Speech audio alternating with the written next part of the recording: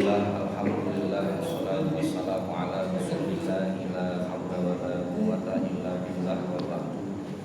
Ila hadratin Nabi Mustafa Muhammadin sallallahu alaihi wasallam wa alihi wa azwajihi wa auladihi wa dhurriyyatihi al-kiram wa ila jami'i qawmiyati sahabati wa tabi'in syuhada'i wa shalihin wa ulama'il 'amilin wa musaffirin wa mu'allifin wa jami'il malaikatil muqarrabin sa'adatina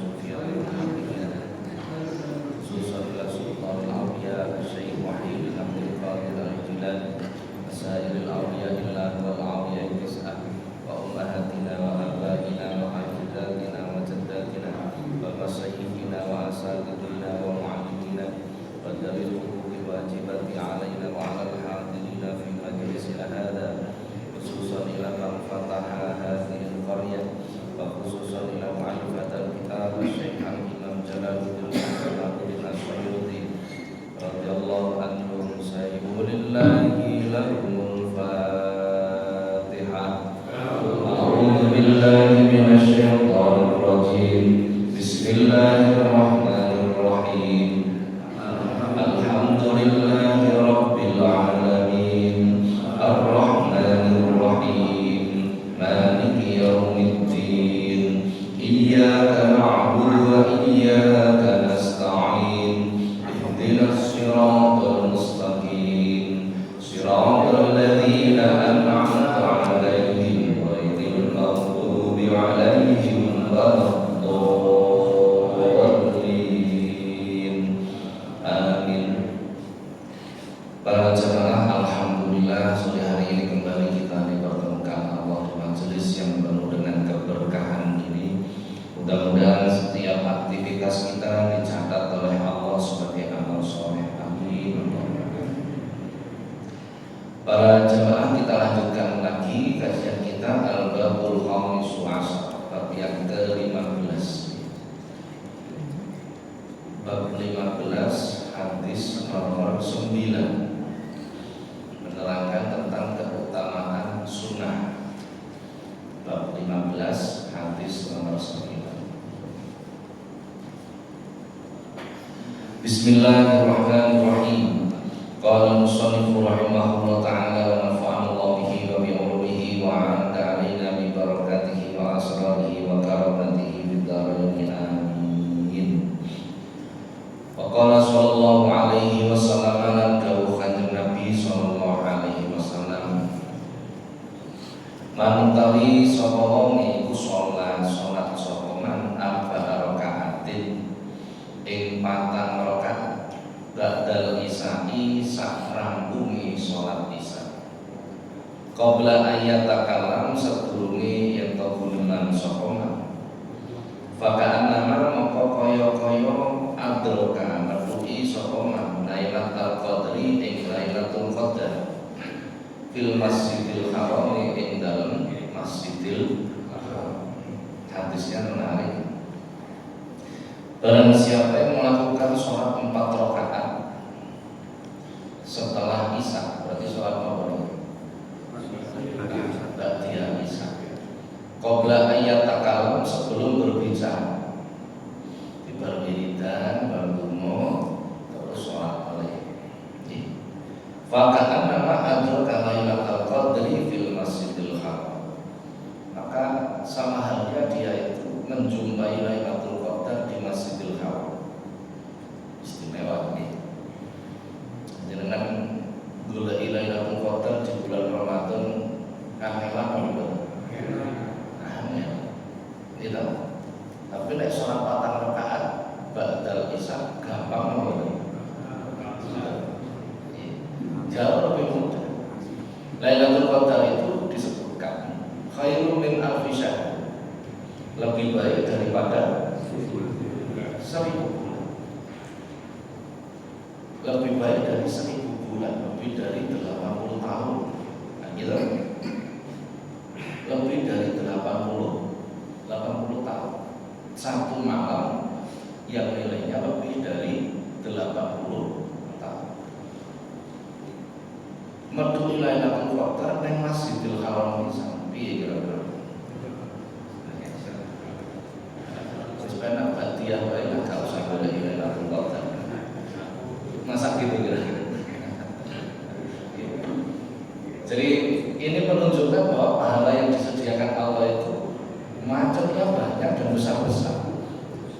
Saya sering ngomong, ya Allah itu tidak bisa memberi kita sedikit, itu tidak bisa, mesti banyak, mesti. Cuma terkadang kita itu tidak pernah merasa kalau pemberian Allah itu banyak. Itu problem kita sebenarnya. Kenapa kita tidak merasa? Satu, ya nggak ngerti. Karena tidak disertai ilmu, sehingga kita tidak pernah merasa bahwa pemberian Allah itu selalu banyak. Ketika kita tidak pernah merasa bahwa pemberian Allah itu selalu banyak, maka kita akan menjadi orang yang sulit untuk bersyukur kepada Allah. Ini problemnya sebenarnya. Lah untuk bisa memahami itu namanya ilmu. Nah ini penting ngaji itu antara lain di situ. Antara lain seperti ini. Jadi podo karo wong sing menuti Lailatul Qadar neng Masjidil Haram. Padahal sholat di Masjidil Haram itu sama dengan 100.000 di tempat lain, kan begitu kan? Besar karuan adanya, luar biasa.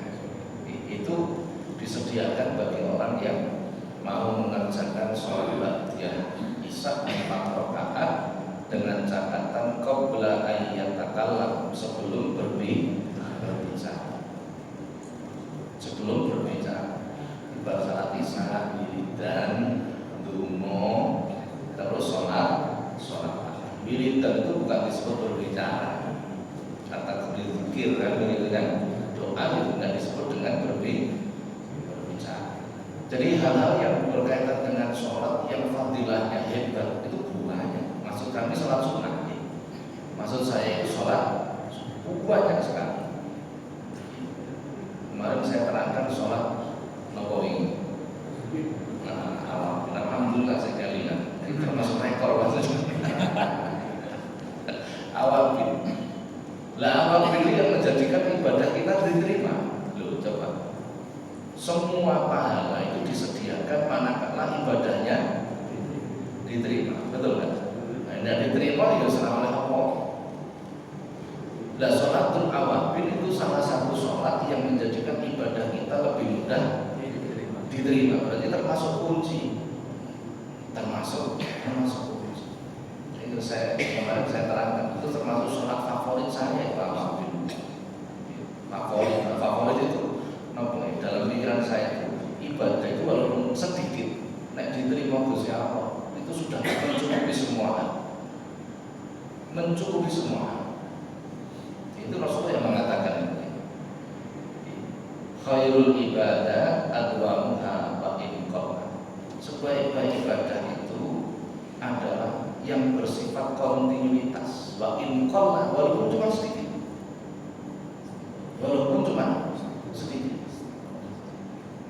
Ibadah setitik pokok diterima itu luar biasa. Wa fi riwayat ini diceritakan dalam sebuah kisah Sayyidina Umar bin Khattab itu kurang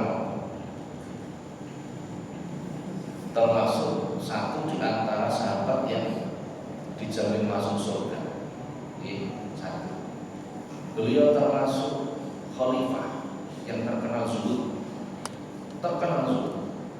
Ketika beliau menjabat khalifah itu seringkali dijumpai kelambine niku tambalan. Wis gak ngomong sampean zaman saat ini. Gak ngomong. Kelambine niku tambalan. Suatu ketika itu Khalifah Umar itu minta kepada para sahabat untuk dikoreksi kekurangannya apa. Para sahabat dikumpulnya Sayyidina Umar itu matur, aku ini koreksi yang nek sampai aku salah, nalikane ngadep Gusti Allah dikoreksi kalau Gusti Allah tambah susah. Jadi sadurunge dikoreksi Gusti Allah, aku iki koreksi.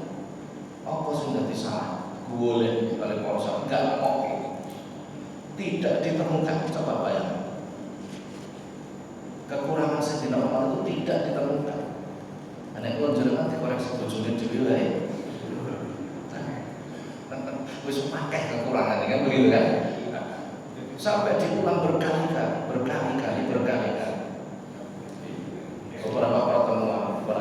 Akhirnya salah satu sahabat itu matur pada Sayyidina Umar, ya Khalifah Rasul, wahai Khalifah Rasulullah, jenengan ini nek dahar lawe loro. Coba itu dikritik karena makan dengan lauk dua itu bukan perbuatan Rasul. Jenengan lawe itu maem dahar dengan lauk lebih dari satu itu bukan perbuatan Rasul. Sampai lawe loro telu papat bid'ah. Lebih bener kan betul? Betul. Jadi kita itu termasuk ashabul bid'ah, para pelaku. Lihat tidak bin Khattab setiap dahar makan lauknya dulu. Orang-orang Arab zaman itu, zaman para sahabat, makannya itu pakai roti sakit, roti apa ya? Dengan makan itu roti sing mengkang itu mau sih dari ngomong roti tabung ini. Lah lawe niku garam dan cuka. Coba bayangin, garam dan cuka. Jadi jarang sekali para sahabat itu makan apa jenenge daging itu jarang sekali. Makanya para sahabat itu cara sakniki dianggap kurang gizi, betul? Dianggap kurang gizi. Nek wong iki kurang gizi niki zaman sakniki, zaman sekarang. Wong ku nek kurang gizi akhirnya gak patek cerah. Betul. Ini pendapat zaman sekarang. Saya nggak ngomong zaman dulu. Pendapat zaman sekarang. Wong nek kurang gizi dianggap kurang cerdas. Jadi saya dinawari termasuk mandi sampai meninggal. Ternyata kecerdasan itu tidak terhubung dengan makan. Enggak. Nyatane wong nek keluar gak iso mangan malah luwih kreatif kok. Nyolongi pencipta tangga, itu kreatif itu. Itu sampai begitu. Jadi Sayyidina Umar bin Khattab yang terkenal adil, terkenal zuhud, terkenal tegas, wirai. Ternyata ketika meninggal, ketika wafat, hampir semua para sahabat itu mimpi. Hampir semua para sahabat itu mimpi dipenuhi Sayyidina Umar. Hampir semua.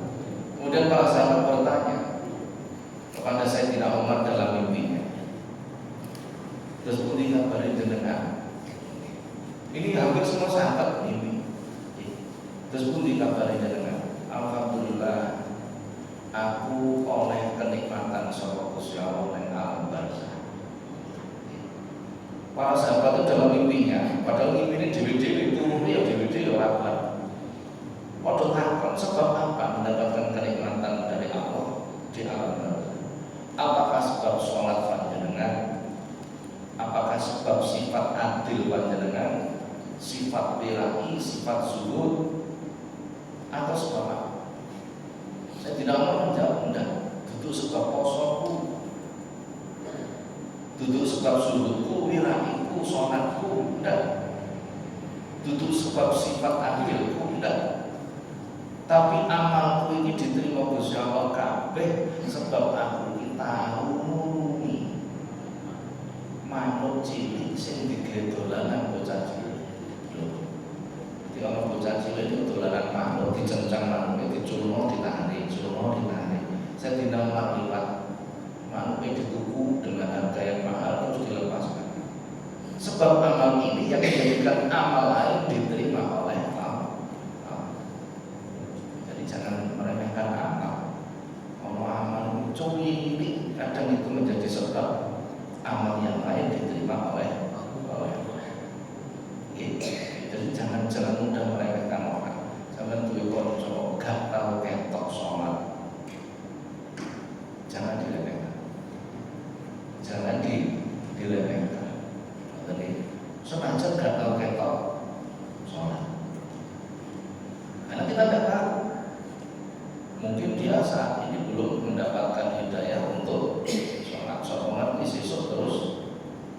gedung sholat menunggu kula jenengan kan tidak tahu. Mau saya tidak mau dhisik sadurunge dadi Islam niku nemen bajingan lamun. Gitu. Itu maksud cerita sudah masuk. Qala Al-Ghazali, anna awamirillahi faraidun wa nawafi. Fal fardu rasul mali wa huwa aslu tijarah. Wa bihi tahsulu tijaratu wa nawafilu wa rifun. Wa bihi al-fawzu fid darajat. Imam Ghazali mengatakan sesungguhnya perintah Allah itu terdiri dari sesuatu yang wajib dan sunnah.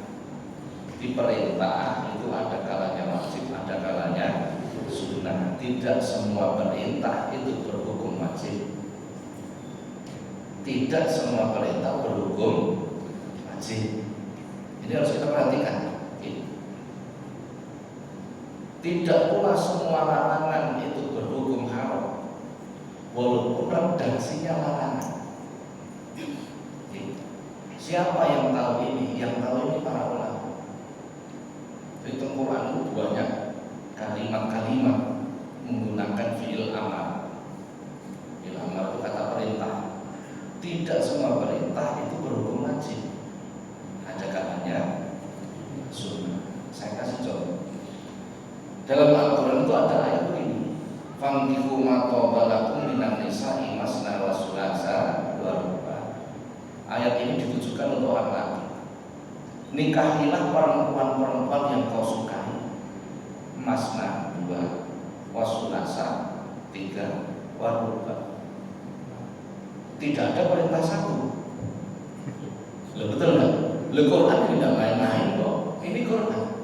Fankihu fi'ilnya apa? Saya tahu ngaji nahu mesti paham itu gitu. Saya pernah ngaji tata bahasa. Fi'ilnya apa? Kata perintah. Nikahilah perempuan yang kau sukai 2, 3, 4. Tidak ada perintah 1. Tidak ada perintah 1. Sampai bojone piye? Betul nggak? Ini kalau kita tidak tahu, mau moco terjemahan, tok dianggap itu wajib. Masalah nggak? Masalah. Terusannya ayat, bila kalian tidak mampu untuk berbuat adil, maka cukup satu saja. Cukup satu saja. Kan ngerti gitu.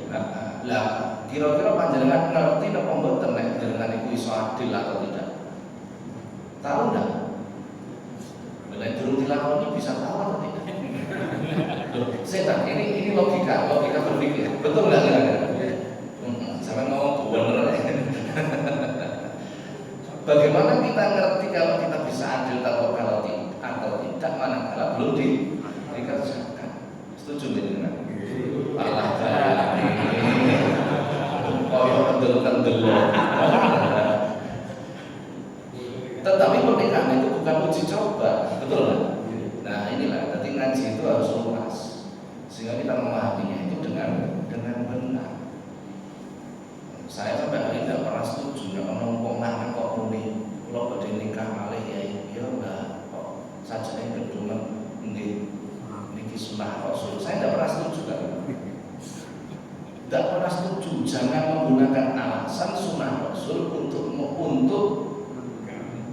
menuruti keinginannya. Terus ngomong ingin rabi itu lebih pantas loh. Nek pakai sunnah Rasul, ya rabi bojo pertama ya boleh orang nomor. Betul kan? Lah ada pemilih gak karuan gitu kan. Tidak usah kita apa jenenge. Loh saya bukan nggak setuju. Sama kok yang katakan bojone jenengan piro ya katakan sampeyan alhamdulillah kan. Jadi setiap perintah itu tidak mesti wajib, terkadang bersifat sunnah. Wal fardu rasul mali, adapun sesuatu yang wajib itu merupakan modal. Bahwa asal tijarah, modal yang digunakan untuk perdagangan. Ibarat berdagang, maka ibadah fardu itu modal. panjenengan dodol kerupuk itu butuh modal, betul kan? Nah, yo digawe tuku tepung, digawe masaknya dan lain sebagainya. Yo butuh tempat digawe dodolan, itu ibadah yang fardu. Nek ra duwe modal sampean gak iso dodolan, betul kan? Nah, jadi ibadah wajib itu minangkani modal untuk usaha. Wabihi tasur tijarah, sehingga bisa berjalan namanya perdagangan. Aku iso dodolan. Nek orang modal ra iso dodolan. Wa nafluhu wa rabbi, adapun ibadah sunnah itu adalah keuntungan. Wabihi al-fawzu fid darajat, yang dengan ibadah sunnah itu tercapailah keuntungan di dalam beberapa derajat. Berarti wong niku nek ibadah fardu tok ibarat nyambut gawe kulake 10.000 didol 10.000 ya mau balik modal gak oleh. Ibaratnya seperti itu. Jadi Imam Ghazali itu mengilustrasikan tentang ibadah wajib dan sunnah itu seperti itu. Sampai golek batik tapi gak duwe modal, iso apa mboten? Kita ilustrasikan ini perdagangan ini butuh makelaran bodo amat ngoten ya. Nah, tapi tidak punya modal ya tidak bisa kita mendapatkan keuntungan. Jadi jangan lupa ini prinsipnya seperti ini. Maka bersemangatlah untuk melakukan ibadah-ibadah yang sunnah. Selain ibadah sunnah itu untuk menutupi kekurangan di dalam ibadah wajib, ibadah sunnah itu juga merupakan keuntungan bagi kita.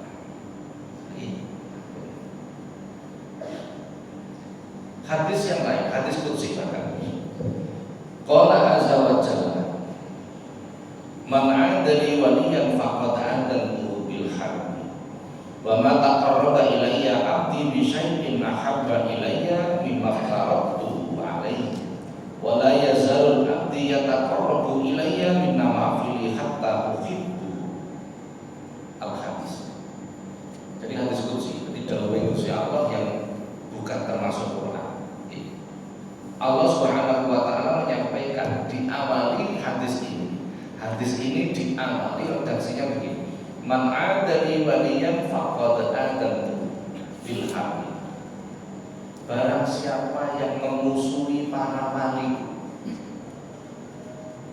barang siapa yang benci dengan para waliku, kata Allah, faqad adantu bil harbi, maka sungguh aku menyatakan perang dengan mereka. Hadis qudsi itu tak main-main. Jadi yang diangkat dalam hadis ini itu adalah wali. Bukan para nabi, bukan para rasul, tapi wali. Allah Azza wa Jalla menginformasikan barang siapa yang memusuhi wali-waliku, barang siapa yang membenci wali-waliku, faqad adantu bil harbi, aku Allah menyatakan perang dengan mereka. Mutlak ini, di kulon jenengan ini tidak boleh membenci para wali, tidak, karena akan menjadi musuhnya Allah. Siapa para wali itu? Para wali itu aulia Allah. Inna aulia Allah la khaufun 'alaihim wa la hum yahzanun. Kalau bahasa Quran begitu. Para wali Allah itu tidak mempunyai sifat khawatir dan takut menghadapi apa. Keterangan hadis panjang lah itu. Saya punya kitab Sarahnya Manaqib yang ditulis oleh seorang ulama besar, masih berupa tulisan tangan, belum ada dipercetakan, belum ada. Jadi masih tulisan tangan beliau. Di situ tuh beliau menulis dalam bahasa Arab, disebutkan marojih, diambil keterangan ini dari kitab apa, semua kebeli sampai 1000 halaman, 1026 halaman. Karya beliau, alhamdulillah saya bisa dapat itu. Karya beliau ini termasuk pembimbing para mursyid, Jadi kebetulan saya itu setiap bulan itu rutin manakiban. Suatu ketika saya bertemu beliau, sudah almarhum beberapa puluh tahun yang lalu. Beliau itu terus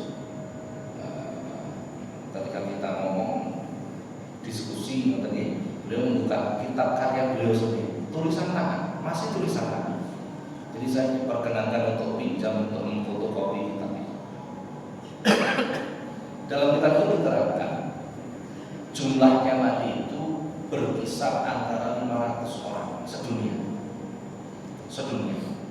Setiap mati satu diganti terus sampai hari kiamat. Sampai hari kiamat. Terus berkisar antara itu. Jadi berkurang lebih sekitar 500 orang.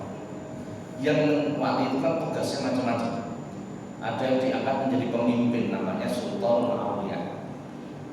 Ada yang diangkat menjadi wakil, namanya imamaini, 2 imam. Wakilnya selalu 2. Ada yang disebut wali abdal. Dalam hadis disebut al-abdal itu arba'una. Wali abdal itu jumlahnya 40. Sedunia 40. Mati diganti terus sampai hari kiamat. Adapun wali rijal, panjenengan sing pernah menakuni dunia thariqah atau manaqib. Itu ada kalimat ibadallah rijalallah ahli sunnah li ajrillah. Yang disebut itu rijal, wali rijal. Wali rijal itu jumlahnya 24. Jadi wali rijal itu wali yang ditugasi oleh Allah nulungi orang. Jumlahnya saat itu hanya 24. Mau 4 Pak. Ada wali namanya Autat. Autat itu paku bumi. Saat dunia jumlahnya 4. Jadi Autat itu cuma wakilan.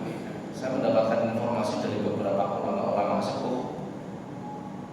Itu salah satu yang menjadi kutbul Autat. Wali kutub itu koordinator. Jadi kalau ada sebutan wali kutub itu berarti koordinator. Kalau kutbul abdal itu berarti koordinator, yang wali abdal.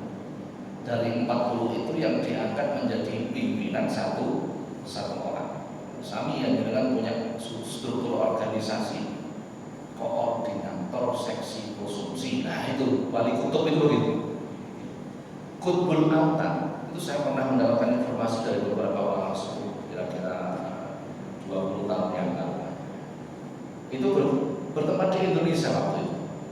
Koordinator cagar ibu itu mumpapat tok wali. Siapa itu? Mbah Muslim Rifa'i Mahmud. Ternyata beliau. Ternyata dan itu keadaan para wali. Keadaan para kita tidak boleh membenci, tidak boleh. Karena bila kita membenci para wali Allah, maka Allah mengibarkan bendera perang dengan kita. Jadi hadis ini diawali dengan statement seperti itu dari kelanjutan hadis. Wa ma taqarrab ilayya 'abdi bi syai'in ahabba ilayya mimma aftaratuhu 'alaihi. Dan tidaklah seorang hamba itu berupaya mendekat kepadaku dengan sesuatu yang paling aku sukai, kecuali melakukan hal-hal yang telah aku wajibkan kepadanya. Jadi ibadah yang menjadikan kita dekat kepada Allah, yang paling disenangi Gusti Allah itu ibadah wajib. Jangan lupa ibadah yang wajib. Lah ibadah wajib itu persepsi masyarakat kita itu sholat 5 waktu, poso Ramadan. Itu toh, padahal enggak itu, enggak hanya itu maksudnya ini. Zakat bagi yang mampu, kan begitu kan? Orang tua punya kewajiban kepada anak, itu juga ibadah yang wajib. Anak punya kewajiban pada orang tua, itu juga ibadah yang wajib. Tolabul ilmi begini ini malah sumbernya wajib. Sumbernya wajib. Tetangga punya kewajiban kepada tetangganya, itu juga kewajiban, ibadah yang wajib. Gitu. Suami punya kewajiban pada istri, demikian pula istri punya kewajiban pada suami, itu juga sesuatu yang wajib. Jadi kalau kita berbicara tentang sesuatu yang wajib, persepsinya harus dikembangkan. Sebab begini, banyak terjadi orang itu sholatnya api, jamaahnya api, tapi gak kenal ngomong. Itu problem besar, sangat besar masalahnya. Coba, maka ayu minubillahi wal yaumil akhir fal yukrim jalan. Barang siapa iman kepada Allah dan hari akhir, maka muliakan tetangga. Kalau orang tidak bisa memuliakan tetangga, berarti imannya rusak. Fatal kan? Coba, memuliakan tetangga itu dihubungkan dengan keadaan iman. Loh, gitu. Jadi kalau kita berpikir yang penting Gusti Allah, ya mesti yang penting Gusti Allah. Tapi Gusti Allah perintah untuk hablum minan nas dan hablum minallah. Ini yang kita jarang memahami. Jadi kalau cerita nih, wong nek salate apik terus elek karo kanca, nggak mungkin. Gak kenal tonggo, nggak mungkin. Kok ono wong iki salate apik tapi gak kenal tonggo, tidak ada kepedulian. Maksudnya gak kenal, nggak ada kepedulian. Pasti salatnya jelek, pasti. Sebab salat itu tandaan fasyak masih ketua kaya ngopo itu tidak bisa, pasti akan muncul akhlak yang baik kalau memang sholatnya lagi. Lanjutan hadis, wala yazalu abdi yataqarrabu ilayya bin nawafil hatta uhibbu. Dan tidak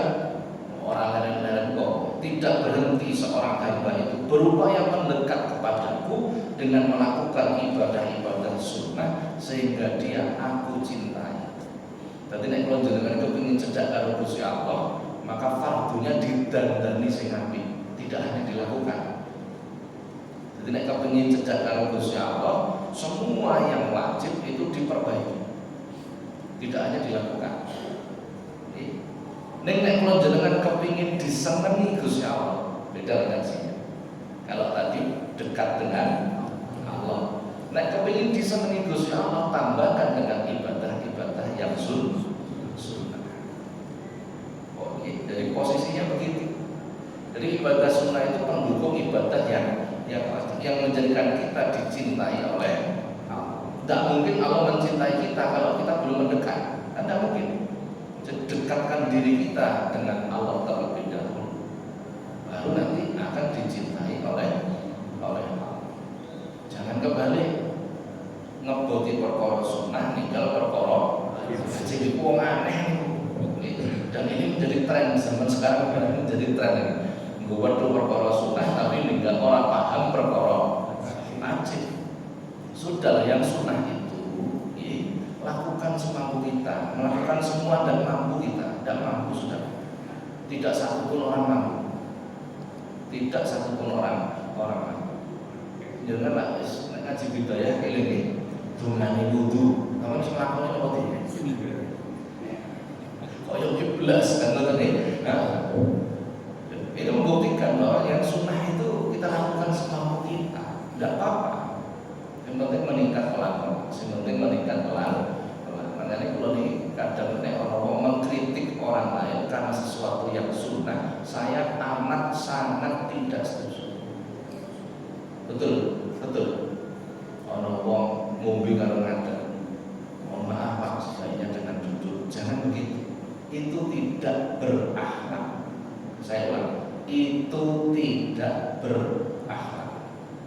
Mengko sing sampeyan dikoreksi tentang kesunahan yang tidak panjenengan lakukan, akeh orang. Banyak atau tidak? Banyak sekali. Kenapa harus mengkritik orang lain? Kenapa harus mengkritik orang lain? Gitu? Minum sambil berdiri hukumnya apa? Makruh. Minum sambil berdiri hukumnya makruh. Sunnahnya minum sambil duduk. Betul kan? Sunnah. Panjangkan wudu membasuh tangan dengan membaca doa, hukumnya apa? Sunnah, sama-sama sunnahnya. Nek sampai di soal sunnah yang ditinggalkan, kira-kira ya pakai sampean, betul kan? Begitu loh maksudnya ini. Jadi sebenarnya begini, kalau dalam ilmu tasawuf begini. Manakala seseorang itu meninggalkan sunnah, jangan pernah kita mengingatkan, jangan pernah. Kenapa? Karena itu sama halnya kita menunjukkan bahwa kita melakukan itu. Sakit dipahami kalimat itu. Nek orang ngombe karo ngadeg terus dengan muni, Pak sebaiknya kalau minum sambil duduk. Itu sama halnya pamer. menunjukkan kalau kita itu melakukan minum sambil duduk. Mengko nek panjenengan sing ngombene karo lungguh itu dikoreksi tentang kesunahan yang ditinggalkan pasti banyak. Betul kan? Nah, kecuali dalam lingkup orang-orang sing panjenengan kuasai. Anak, bojo dalam rangka mendidik boleh. Boleh kalau ya boleh. Karena itu ranah yang kita kuasai. Dalam kekuasaan kita gitu maksudnya, tanggung jawab kita. Nek orang ini udah usah. Bahwa itu mobil kalau berundung susah gitu loh. Urusan gitu. Ini akhlak. Lepas juga nek manggilan nek ngaji kita ya, panjenengan bagi berita akan ngerti bagaimana akhlak ini. Tapi kalau saya suwi ini, orang tolong kasih Waqala sallallahu alaihi wasallam dawuh kanjeng Nabi sallallahu alaihi wasallam lan utawi sapa wong iku salat sapa men ad-duha ing salat duha sinta syarata rakaatan rolas rakaat iman wa ihtisaban iman tur ikhlas karena Gusti Allah. Kata pokoknya sapa Allah Gusti Allah laku ketuiman alfa alfi hasanatin sejuta kebaikan wa maha anggulan melebur sapa Allah anku saking man alfa alfi sayiatin sejuta kejelekan wa rafa'ala ulan leluhurake sapa Allah laku ketuiman alfa alfi darajatin sejuta derajat wa bana lan bangun sapa Allah Gusti Allah laku ketuiman baitan ing omah fil jannati ing dalam swarga wa ghafarallahu lahu lan ngapura sapa Allah Gusti Allah ketuiman dzunubahu ing pira-pira dosane lan kullaha sakabehane dosa. Masyaallah. Kalau wong gelem salat duha 12 rakaat imanan waktu saban karena iman tur ikhlas boten sebab kepingin dagangan lancar berarti gak ikhlas. Wis pokoke nglakoni salat duha sekarang perintah Allah situ tok. Maka Allah akan mencatat sejuta kebaikan, menghapus sejuta kejelekan, mengangkat 1000 derajat. Allah membangunkan rumah di surga serta mengampuni dosa-dosanya keseluruhan. Jadi maksud dosa kecil, dosa kecil. Ini keutamaan sholat duha manakala dilakukan 12 rakaat. Menurut saya, kalau tahu melakoni sholat duha 12 rakaat itu nanti, neng betul-betul, betul. Saya itu 4 rakaat kalau duha. Mau naik ke bunda pelan-pelan, karena kiai saya itu ngatur. Kowe naik nambah amalan, ojo disuruh. Nek wis nambah amalan jangan dikurangi. Nek kok kurangi kowe wajib tobat. Wajib tobat. Kenapa? Kok wajib tobat kenapa? Karena mengurangi kesungguhan kita untuk menghamba kepada makanya mulai nambah itu tak pikir. Iso istiqomah apa? Itu lalu namun 4 rakaat, hanya 4 rakaat. Sekali waktu nonton 12 itu hanya sekali waktu, tapi tidak berniat untuk rutin. Jadi hanya 4 rakaat loh. Panjang gak pakai seger puluh, bukan pakai seger. Kesunahan ketika membaca surat. Nah, kesunahan ini keutamaan ketika membaca surat setelah Fatihah. Rakaat pertama membaca surah Al-Kafirun, rakaat kedua membaca surah Al-Ikhlas. Itu maksud ini. Kenapa Al-Ikhlas mesti disertakan? Karena ada hadis yang mendukung itu. Kalau kita sholat itu membaca surah Al-Ikhlas dan rutin, maka kita oleh Allah diberi hak memberi syafaat, bukan mendapat syafaat. Diberi hak memberi syafaat, luar biasa. Tapi jangan meremehkan Al-Ikhlas, jangan meremehkan. Wong nek sholat maca surah Al-Ikhlas niku oleh ganjarane 100 wong mati saya. Coba. Yo hadis tidak main-main. 100 wong mati. Makanya kalau berusaha menang, bener jangan disitu sampai orang kalimat kul wale. Sangat lagi. Kul wale bener koyo ganjarannya luar biasa. Di atas itu disunahkan rakaat pertama membaca wasyamsi wadduha, rakaat kedua membaca surah wadduha. Itu keutamaannya lebih tinggi. Di atas itu disunahkan berfatihah rakaat pertama membaca ayat kursi asyar marot 10 kali. Rakaat kedua membaca surah Al-Ikhlas 10 kali. Kalau membaca ayat kursi dan Al-Ikhlas ini dalam redaksi hadisnya, maka Allah menjadi ridho kepadanya. Nah, insya Allah ridho kepadanya, apa yang lebih dari itu? Tidak ada. Yang lebih dari itu tidak ada. Jadi kalau Allah ridho kepadanya habis, itu tertinggi sudah. Kalau jenengan ini senang karo Gusti Allah, oke. Tapi durung karo Gusti Allah senang karo awake. Tapi kalau Allah ridho pada kita, ridho di atas cinta. Respon kan?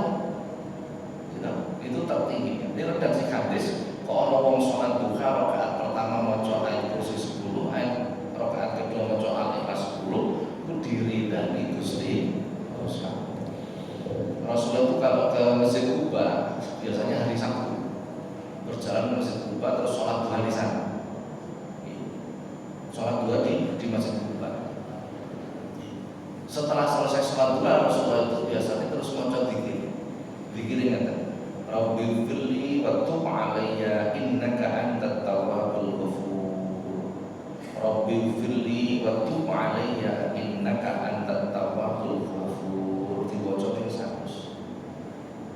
Setiap selesai sholat duha ini dibaca. Maca ping 100 ini dilakoni kok masyaallah. Fadilah luar biasa betul. Bar salat duha ayat kursi 10, Al-Ikhlas 10 terus maca Rabbil firli wa tub alayya innaka antat tawwabul ghafur. Diwaca ping 1 juga lah karo-karo. Mlaku sak mlaku kesambung duit. Sambung apa? Jangan salah memahami, jangan salah memahami. Wah, itu metu duit ampun. Bukan urusan duit ini. Allah memberikan rezeki yang tidak terhingga. Rezeki kan tidak mesti uang, betul ya? Kesehatan itu rezeki, ketentraman rumah tangga itu rezeki, ilmu nafi, ilmu yang manfaat itu rezeki yang tidak terhingga. Rezeki yang tidak terhingga. Jadi uang ini ngelakuin ini, wah ini aku metu duit. Lah wis sampe cara logika yang paling gampang itu. Melaku sak melaku kesandung duit. Sementara kalau jenengan melaku sak melaku kesandung masalah gitu. Pancen gak patek rezeki ini kalau Gusti. Artinya apa? Kenikmatan yang diberikan Allah itu melimpah. Jadi mengilustrasikannya supaya mudah itu begitu. Terus coba terus dimaknani makna lugawi. Nanti aku baru salat maca wiridan iku mlaku tetep kesandung masku yo gak apa-apa Mas. Diliputi rezeki dari Allah. Gitu.